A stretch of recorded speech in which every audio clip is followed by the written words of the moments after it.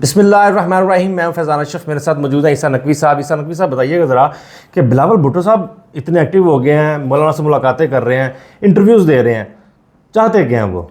एक तो आगाज़ में मैं ये कहना चाहता हूँ कि बहुत सारे लोग कमेंट्स बॉक्स में सवाल कर रहे हैं कि करामत मुग़ल कहाँ है। तो मैं उनको बता दूँ कि मुग़ल साहब जो हैं वो गुजरात गए हुए हैं अपने गांव। जी जी। तो जब वो वापस आ जाएंगे तो वो आपको दोबारा से नज़र भी आएंगे। करामत मुग़ल साहब की जगह कोई नहीं ले सकता। हाँ, करामत मुग़ल साहब की जगह कोई नहीं ले सकता। इस वीडियो में ज़रा हम बात करेंगे बिलावल भुट्टो ज़रदारी को। मैं on the basis of information बता रहा हूँ, part of it is my information, और फिर हम उसको एनालाइज करने की कोशिश करेंगे कि बिलावल भुट्टो ज़रदारी को अपनी ज़िंदगी की प्रॉबेबली अब तक की सबसे बड़ी पॉलिटिकल असाइनमेंट मिल गई है। ठीक है। और वो कहते हैं ना कि if he pools this of, अगर वो ये करने में कामयाब हो जाते हैं तो असाइनमेंट देने वालों की आशीर्वाद बिलावल हासिल कर लेंगे और फिर बिलावल का पॉलिटिकल फ्यूचर बड़ा ब्राइट हो जाएगा। पाकिस्तान में आपको पता है कि पॉलिटिकल फ्यूचर जो है वो फिर मोहताज होता है बहुत सारी चीज़ों का। तो वो जिस चीज़ की मोहताजी है बिलावल को, उसके हुसूल के लिए तगो-दो करनी है। लेकिन उनके टास्क दो हैं।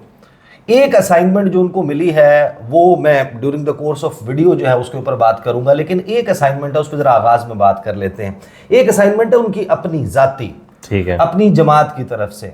जिसे कहते हैं ना कि डैमेज इतना बड़ा है, नुकसान इतना बड़ा है कि इसका अजाला इतनी आसानी से मुमकिन नहीं है। आपको पता है कि बहुत बड़ा डिजास्टर आ जाए, नेचुरल डिजास्टर आ जाए तो कई कई दिहाइयां लग जाती हैं। पाकिस्तान में तो मिसालें हैं ना, जलजला आया था 2005 का 8 अक्टूबर को जो आया था, कितने साल लग गए उसकी रिकंस्ट्रक्शन, फिर रिहेबिलिटेशन, मुख्तलिफ प्रोसेसेस होते हैं। फिर सैलाब जो अनप्रेसिडेंटेड पाकिस्तान कई साल गुजर जाते हैं। 2022 में आया, उससे पहले 2009-10 का 11 का जो सैलाब थे वो इतने बड़े थे कि कई कई साल लग गए। वो फसलें उजाड़ के चला जाता है। बिलावल ने डैमेज कंट्रोल करना है, बिलावल ने इस वक्त फायर फाइटिंग करनी है जो कुछ हो गया है, और बिलावल के पास जवाब मौजूद नहीं है। और हैरान कुन तौर पर जो लोग उनके इंटरव्यूज कर रहे थे उनको मेरे ख्याल में पकड़ना चाहिए था। बिलावल को उन सवालों के ऊपर पकड़ा नहीं। वो जो इंतहाई अहम सवाल मिसिंग थे वो भी मैं आपके सामने रख देता हूँ। जो बिलावल ने इंटरव्यू दिया है ना, देखें, शहबाज सरकार को लगा बहुत बड़ा झटका और शेक हो गई है इस वक्त। ये जो बड़ी बड़ी सियासी राजधानियां है ना, इनमें एक भौचाल आया है। ये वो नतीजा नहीं था जिसको वो अखज़ करके बैठे थे। वो तो मुबारक बातें दे रहे थे, वो तो विक्ट्री स्पीचेस तैयार करके बैठे थे, वो तो मुक्के लहराने की तैयारी करके बैठे थे। वो अब्दुल कादिर पटेल जो बिलावल भुट्टो ज़रदारी के पीछे अपना खान को हमने दर रगड़ा और वो वाले नारे लगा के, याद है जिस वक्त ये अदम एतमाद कामयाब हुआ था तो वो कैसे नाचते हुए पीछे आ रहे थे। ऐसे ही तो वो तो इस किस्म के सीन्स बनाकर अपने जहन में बैठे थे। बिलावल अपनी जॉइंट पार्लियामेंट्री कमेटी के इजलास से खिताब करके बाहर निकले तो रिपोर्टर के सवाल के जवाब में वो तो ये बता रहे थे, आप सबको डेमोक्रेसी डे मुबारक। वो मौलाना फजलुर रहमान के घर से निकलते हुए विक्ट्री के साइंस बना रहे थे। ऐसे ही है। तो बिलावल अब जो कर रहे हैं वो बिल्कुल उससे मुख्तलिफ है, 180 डिग्री पे मुख्तलिफ है। वो अब आपको ये बताने की कोशिश कर रहे हैं बेसिकली कि मैं तो बहुत जमहूरी हूँ। हमारी जमात तो कंसेंसस पैदा करने पे, इत्तफाके राय पैदा करने पे यकीन रखती है। पहले जरा सुन लें, दो चीजें बिलावल की मेजर हैं। उन्होंने इंटरव्यूज दिए और मैं आपको बता रहा हूँ बिलावल के इंटरव्यू जो है, आपको याद हो कि आखिरी इंटरव्यू बिलावल ने कब दिया था? ये इलेक्शन से पहले। इलेक्शन से पहले। तो बिलावल तो मीडिया फेस अपना बना ही नहीं रहे, वो अचानक आए, वो तो आते ही नहीं। ऐसा ही है। तो आपके ख्याल में क्या ये मुमकिन है कि जब ये हुआ हो तो किसी एंकर ने उसकी इतनी ज्यादा यानी कि इनग्रेस हो पीपल्स पार्टी के चेयरमैन तक कि वो सब उठा के फ़ोन करेगा, उसके स्टाफ के किसी बंदे को फ़ोन करे कि भाई इतना बड़ा पॉलिटिकल डिजास्टर क्रिएट हुआ है, मैं इसके ऊपर chairman Pakistan peoples party Bilawal Bhutto Zardari की राय जानना चाहता हूँ। तो वो राय देने के लिए बिलावल भुट्टो ज़रदारी राज़ी हो जाए? ऐसा नहीं हुआ। ये इंटरव्यू बिलावल की ख्वाहिश पे, बिलावल के कहने पर बिलावल हाउस से कॉल्स गई हैं। ओके। उन्होंने हामिद मीर को इंटरव्यू दिया, उन्होंने वसीम बदामी, ये खुद उन्होंने अपनी मर्जी से, अपनी मर्जी के एंकर्स के, अगर एंकर ने लाइनअप किया होता और एंकर ने इंटरव्यू जो है वो खुद से कोशिश करके हासिल किया होता तो वो रेगुलर प्रोग्राम में होता, न्यूज़ बुलेटिन के दरमियान ना होता। ऐसा ही। और उस पर चैनल की मैनेजमेंट्स ऑन बोर्ड ना होती। चैनल की मैनेजमेंट्स भी ऑन बोर्ड थी भाई। तो वो ये है बेसिकली प्लान बी, और इस टास्क के कुछ हिस्से हैं। पहले जरा सुन लेते हैं कि बिलावल ने हामिद मीर के शो में क्या बात की, और वसीम बदामी के शो में। पहले वसीम बदामी साहब के शो का जरा क्लिप सुन लेते हैं, और फिर हामिद मीर का क्लिप सुन के मैं आपको बताऊंगा कि एग्जैक्टली बिलावल का टास्क है क्या, अब नजर क्या आता है, और इस पॉलिटिकल असाइनमेंट के कामयाबी की सूरत में बिलावल को क्या मिल सकता है। कोई इस बात में शक तो नहीं है या है कि 26 अक्टूबर 2024 मंसूर अली शाह पाकिस्तान के अगले चीफ जस्टिस होंगे? मुझे कोई शक नहीं है कि अगले चीफ जस्टिस मंसूर अली शाह होगा। 26 अक्टूबर 2024 को होते का हलफ ले लेंगे। शायद आपको भी दावत नामा हो तो आप भी शायद जाएंगे हलफ बर्दारी की तकरीब। ना कोई वजीर हूँ ना किसी ओहदे पे हूँ कि मुझे ये दावत वालिद मोहतरम को होंगे इंतजार तो शायद मैं अपना वालिद को कंपनी करते हुए उस सर्विस पे जाऊँ, लेकिन वैसे तो कोई इरादा नहीं है। हाँ, लेकिन उसमें अच्छा, बहुत सारे लोग इसके ऊपर तबसरा कर रहे हैं कि बिलावल ने या हुकूमत ने यू टर्न ले लिया है, और वो तो काजी साहब को बनाना चाहते थे चीफ जस्टिस, या उनको रखना चाहते थे, या उनको तौसीह देना चाहते थे, या वो ये चाहते थे कि 68 साल कर दें। तो ये को बहुत बड़ा यू टर्न हो गया, हुकूमत की पोजीशन या बिलावल की पोजीशन तब्दील हो गई है, और अब ऐसा नहीं होगा, अब तो मंसूर अली शाह चीफ जस्टिस होंगे। इसमें बिलावल भुट्टो जरदारी साहब ने ये नहीं बताया कि वो जो चीफ जस्टिस होंगे मंसूर अली शाह, वो किस अदालत के चीफ जस्टिस होंगे। अगर तो एक आईनी अदालत बननी है जो सुप्रीम कोर्ट ऑफ पाकिस्तान से ऊपर बननी है, जो जिसके मातहत आ जाना ही है सुप्रीम कोर्ट ऑफ पाकिस्तान, जिसका सिविल अदालत की तरह का इख्तियार होगा, जिसने शादी ब्याह के लड़ाइयों के मुकदमात निपटाने होंगे, जिसने बच्चों की कस्टडी किस को वालिद को मिलनी है या वालिदा को मिलनी है, कत्ल डकैती की अपीलें भुगतानी है, जिसने टैक्स के मामलात, पोस्टिंग ट्रांसफर्स के मामलात, इंतजामी झगड़ों के मामलात सुलझाने हैं, तलाकों के भी क्या, हाँ तलाकों के सुलह नामे करवाने हैं, ये काम करना है। अगर तो सुप्रीम कोर्ट उसके चीफ जस्टिस बनेंगे मंसूर अली शाह, बिलावल क्लियर कट कह देते कि कोई आईनी अदालत नहीं बन रही, और Mansoor Ali Shah chief justice of Pakistan होंगे, या आईनी अदालत बन रही है लेकिन चीफ जस्टिस ऑफ पाकिस्तान होंगे। तो बिलावल ने ये तो नहीं कहा, बिलावल ने कहा चीफ जस्टिस होंगे। तो अभी ये मामला जू का तू मौजूद है। अब आ जाते हैं हामिद मीर साहब के शो। हामिद मीर साहब के शो पे बिलावल भुट्टो जरदारी, और फिर मैं आपके सामने कुछ सवालात रख दूंगा, उससे आप अंदाजा लगा लें कि बिलावल जो अपना इस वक्त जमहूरी चेहरा प्रोटेक्ट करने की या इस्टेब्लिश करने की कोशिश कर रहे हैं, वो किस कदर जमहूरी है, या फिर वो किस कदर मजबूर शख्स हैं इस वक्त। जो मीडिया में ड्राफ्ट सामने आ रहा है, मेरा ख्याल में उस ड्राफ्ट में तो वो that is not a real draft. उसमें कुछ कॉन्सेप्ट्स होंगे जो हुकूमत कोऑपरेट करना चाहता था, लेकिन उसमें ऐसी भी चीजें हैं जो शायद उस ड्राफ्ट में नहीं था। जहां तक मेरा पार्टी का मौक़िफ़ as far as do you support it as a whole or do you support it as a part, देखो जो आइन साजी का तरीक़ाकार होता है या जो कानून साजी का तरीक़ाकार होता है, वो आप अपना एक, जैसे मेरा कोशिश होगा कि कॉन्स्टिट्यूशनल कोर्ट्स बने, और मेरा कोशिश होगा कि जो हमने 18वीं तरमीम में जुडिशल अपॉइंटमेंट्स का प्रोसीजर रखा था 19वीं तरमीम से पहले, उसको बहाल किया जाए। उसको हासिल करने के लिए मुझे शायद हुकूमत का कोई पॉइंट या हुकूमत के इत्तेहादी का कोई पॉइंट को भी मानना पड़ेगा। इस वक्त हम जिस चीज पे काम कर रहे हैं वो ये कि पाकिस्तान पीपल्स पार्टी का अपना जो ओरिजिनल ड्राफ्ट कॉन्स्टिट्यूशनल कोर्ट्स और चार्टर ऑफ डेमोक्रेसी के हवाले से जो हमने तैयार किया था, और वो हम मौलाना फजल रहमान साहब का JUI के साथ शेयर करेंगे। वो अपना कोई ड्राफ्ट पे भी काम कर रहे हैं। फिर हमारा कोशिश ये होगा इंशाल्लाह ताला कि हम एटलीस्ट कम से कम आपस में कंसेंसस बना दें, और वहां से इंशाल्लाह ताला हम आगे बढ़ेंगे।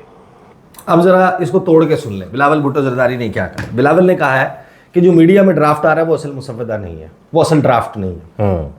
तो जमहूरियत का तकाजा है, शफाफियत का तकाजा है कि आप पाकिस्तान के मीडिया को जो असल ड्राफ्ट नहीं मिल रहा तो आप असल ड्राफ्ट दिखा दें। क्या बिलावल को इजाज़त है असल ड्राफ्ट दिखाने की? हमें तो यही लगता है, हम तो यही नतीजा अखज़ करेंगे कि बिलावल को ये इजाज़त नहीं है कि वो असल ड्राफ्ट सामने रखते, जैसे उनको इजाज़त नहीं है कि जिस हल्के से वो हारे हैं इलेक्शन लाहौर के, जी, अता तारड़ के मुकाबले में ऐसे ही है। उनको शिकस्त फाश हुई है, उस हलके के हर पोलिंग स्टेशन पे उनका पोलिंग एजेंट मौजूद था ना। इसमें तो कोई दूसरी राय नहीं है कि एक पार्टी का चेयरमैन जहां इलेक्शन लड़ रहा होगा उसके हर पोलिंग स्टेशन पर उसका पोलिंग एजेंट बैठा होगा, और ये भी मुमकिन नहीं है कि उसके पोलिंग एजेंट ने अपने चेयरमैन के रिजल्ट की फॉर्म 45 की कॉपी नहीं ली होगी। बिल्कुल ली होगी। तो जो इस वक्त इतना बड़ा सियासी वबाल बना हुआ है पाकिस्तान में, जितने बड़े क्वेश्चन मार्क, सवालिया निशान बन गए इस पार्लियामेंट पे, पीपल्स पार्टी पीटीआई क्लेम कर रही है कि हम जीते हैं नशिस्त, तो बिलावल भुट्टो जरदारी उठा के मुंह पे मारे उनके फॉर्म 45 और कहे कि ये लो फॉर्म 45, इस पे अपना रिजल्ट चेक करो, वेरीफाई करो, तुम हारे हो या तुम जीते हो, गलत साबित कर दो उनको। बिल्कुल ऐसे ही है। बिलावल भुट्टो जरदारी इस वक्त अता तारड़ की सीट का प्रोटेक्टर है टेक्निकली।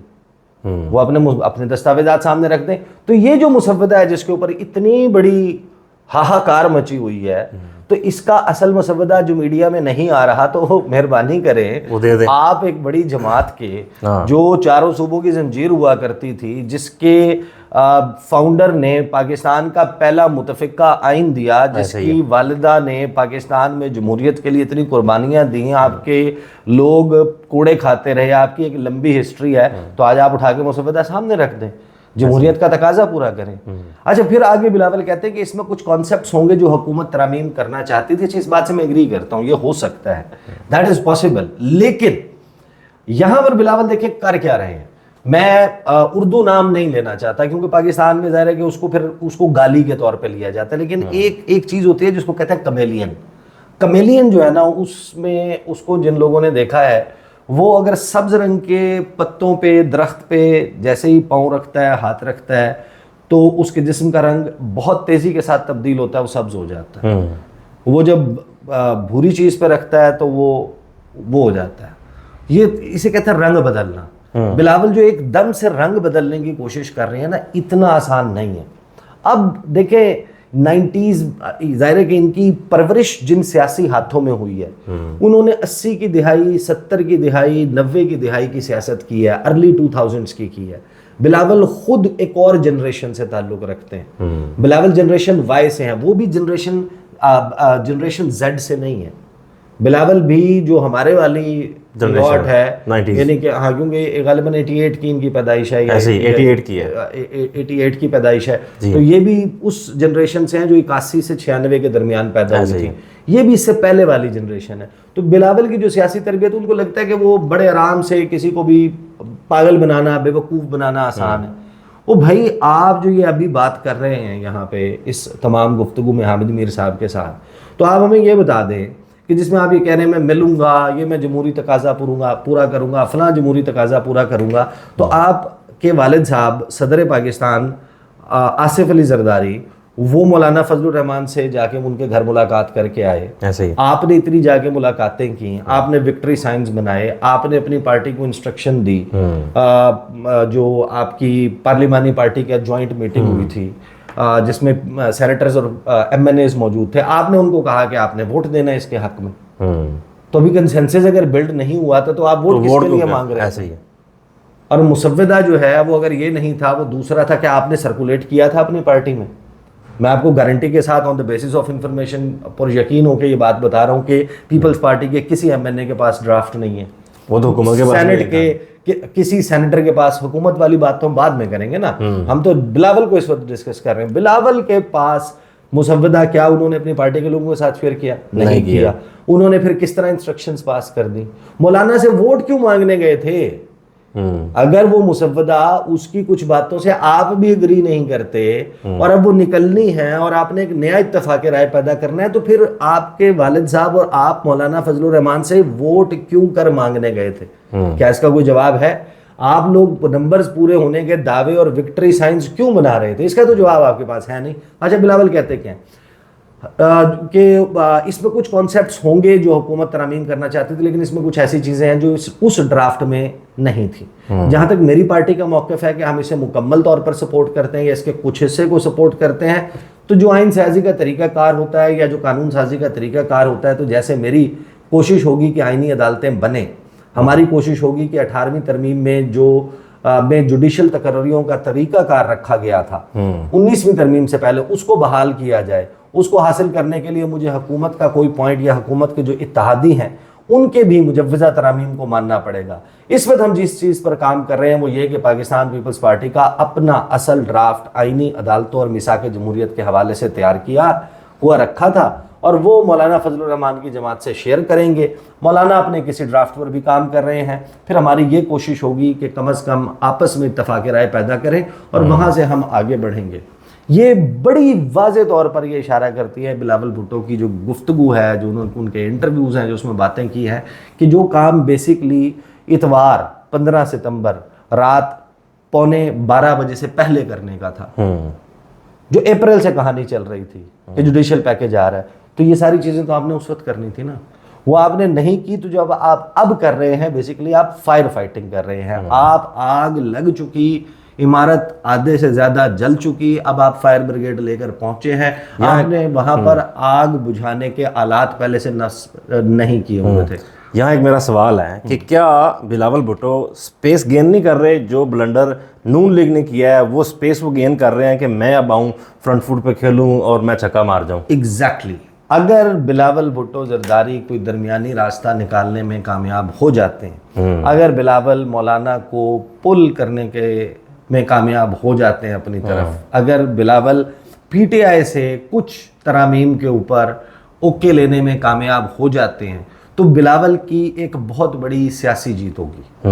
और ये एक बड़ी असाइनमेंट है कि अब ये इतना फियास्को जो हुआ है, इतना बड़ा जो डिज़ास्टर हुआ है, इतना बड़ी जो फाइट हो गई है, ये जो सारा सीन जिस तरीके से फैला है, इसके ऊपर अगर बिलावल ये करने में कामयाब हो जाते हैं तो फिर बिलावल मंजूर नज़र हो जाएंगे कि अच्छा हाँ जी इस लड़के में स्किल है। देखिए मेरी तो फिर जो पाकिस्तान की जो ताकतवर इदारे हैं, इस्टेब्लिशमेंट है, वो जाहिर है कि पाकिस्तान की पॉलिटिक्स में उनका जिस किस्म का किरदार है वो ढका छुपा नहीं है। तो हो सकता है कि वो जो हुमा है, इक़्तिदार का हुमा है ना, वोट रहा होता है अगला, वो जाके जिसके सर के ऊपर बैठता है, नहीं वो अगला इक़्तिदार का हुमा असल में तो अवाम का वोट होगा। अवाम ये नहीं देख रही कि बिलावल करते क्या रहे हैं और अब क्या बातें कर रहे हैं। ये तो आज का कंडक्ट है नहीं। बिलावल ने तो तमाम अपने पॉलिटिकल कंडक्ट में he did not follow into the footsteps of, यानी कि चाहे कुछ बुरे एक्शंस भी होंगे लेकिन उन्होंने जो अपनी लेगेसी है पीपल्स पार्टी की उसके फुटस्टेप्स को तो फॉलो नहीं किया। तो अभी भी बिलावल जाहिर है कि फेस सेविंग भी कर रहे हैं। इतनी जो सूरत हाल हो गई है, जो जुजियात सामने आई हैं तरामीम की, तो वो लोगों के जहनों में सवाल है कि बिलावल की पार्टी, बेनज़ीर की पार्टी, जुल्फ़िकार अली भुट्टो की पार्टी, ये इन लोगों की पार्टी ने ये चीज़ें भी मान ली थी। ख़ास तौर पे वह आर्टिकल 8, आर्टिकल 199 जिनके बारे में कहा जा रहा है कि खौफनाक है, भयानक है, उसके लिए एग्री कर लिया था। तो मेरा ख्याल है कि बिलावल कामयाब मुझे नहीं लगता होंगे। लेकिन ये फ़्लाइट जो है ना, वो जिस तरह कहते हैं कि जब आप जहाज़ में बैठते हैं, टेक ऑफ करता है, तो कैप्टन जब अपना बताता है तो उनको ऑन बोर्ड वेलकम करने के बाद ये भी कहता है कि जो फ़्लाइट है वो गैर ज़रूरी तौर पर ना हमवार हो सकती है, टर्बुलेंस हो सकती है, तो सीट बेल्ट बांध कर रखें। तो अभी आपको कुछ चीज़ें होती हुई नज़र आएंगी। एक सवाल है मेरा जाते जाते, वसीम बदामी के शो में वो कह रहे हैं कि 26 अक्टूबर को मेरा जो चीफ जस्टिस होगा वो मंसूर अली शाह साहब होंगे, जस्टिस मंसूर अली शाह साहब होंगे। मेरा नहीं कहा लेकिन उन्होंने हाँ मतलब चीफ जस्टिस होंगे, वज़ारी बात उनका भी होगा।